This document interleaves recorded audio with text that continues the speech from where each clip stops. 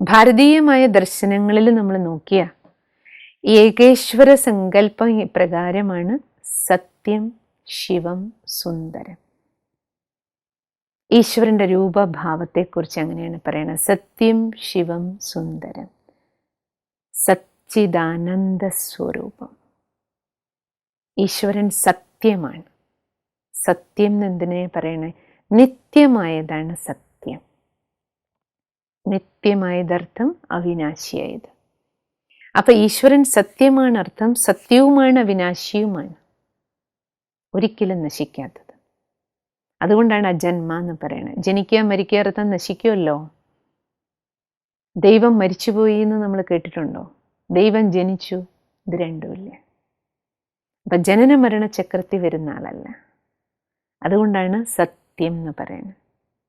അപ്പം നമ്മൾ ആലോചിക്കണം, ജനന മരണത്തിൻ്റെ ചക്രത്തിൽ വരാത്ത ആള്, സദാ നിലനിൽക്കുന്ന ആള്, അതാണ് ഈശ്വരൻ. പിന്നെയോ ശിവം. ശിവമർത്ഥം മംഗളകാരി. സർവർക്കും മംഗളം ചെയ്യുന്ന ആളാരാണ്? അതാണ് പരമാത്മാ. വിശ്വമംഗളകാരി ശിവമാണ്. മംഗളകാരിയാ, സർവർക്കും മംഗളം ചെയ്യുന്ന ആളാണ്. അത് നല്ല ആളോ കെട്ടാളോ, ഇന്ത്യക്കാരനോ അമേരിക്കക്കാരനോ, ഹിന്ദുവോ മുസൽമാനോ, കറുത്താളോ വെളുത്താളോ എന്നുള്ളതല്ല. സർവ ആത്മാക്കൾക്കും സർവചരാചരങ്ങൾക്കും മംഗളം ചെയ്യുന്ന ആൾ. അതുകൊണ്ടാണ് ഭഗവാനെ വിശ്വമംഗളകാരി എന്ന് പറയുന്നത്. മുഴുവൻ വിശ്വത്തിന് മംഗളം മാത്രമേ ചെയ്യുള്ളൂ.